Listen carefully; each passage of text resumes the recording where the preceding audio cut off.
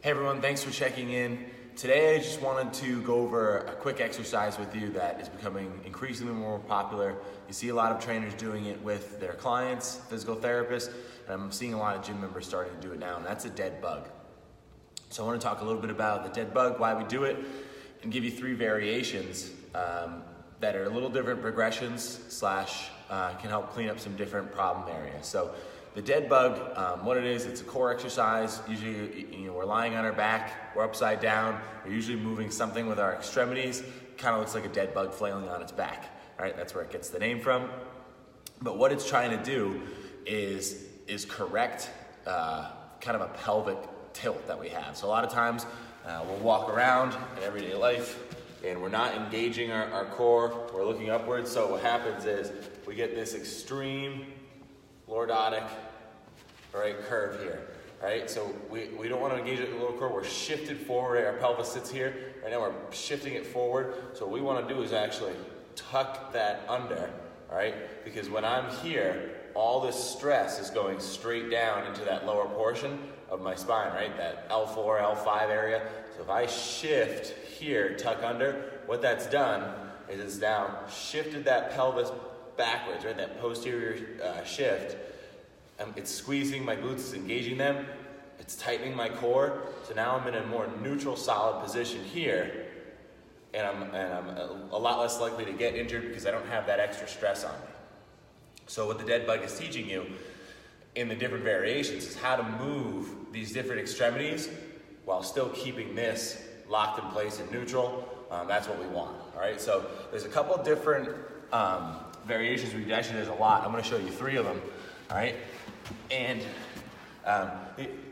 all of them are good, and you can kind of add the same differences into each one to make it harder or easier. So really the goal of this obviously is we want to keep that neutral spine. So what we have to do is keep our back flat. So when I'm lying here on the floor, normally there'd be a curve right between my lower back and the floor. What I want to do is flatten that out. Right? So by flattening that out, I've already now tightened down my rib cage, okay? An easy thing to use to help keep that flat is something like a stability ball. All right, what I'm gonna do is I'm just gonna push it into my knees.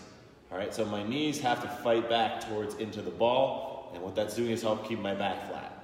Okay, so now from here, keeping that tight, even just holding the tightness and breathing, if you wanna add a little extra, we can add a heel drop and then bring it back up, okay? And then alternating sides, right? The further I extend the leg, the harder it's going to be to keep my back flat, right?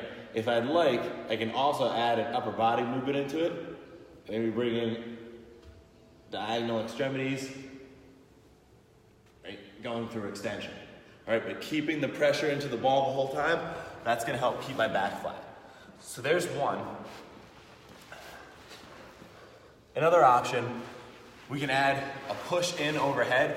Again, this is gonna tighten the abs down, all right, but give us a little different feeling because we're going through this extension of our rib cage, but still keeping it flat. So here I'm just gonna come up to the wall behind me, keep the legs up, and I'm just gonna get that little push on the wall.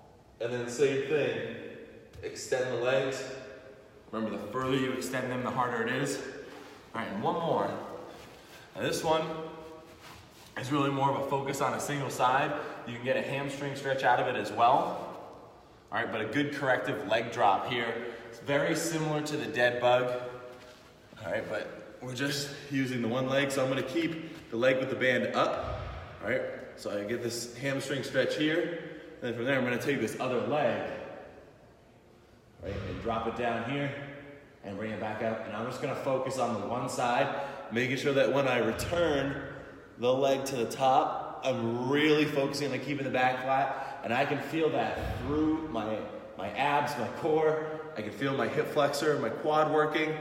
I can feel my back just lengthening because I'm pressuring it down into the floor.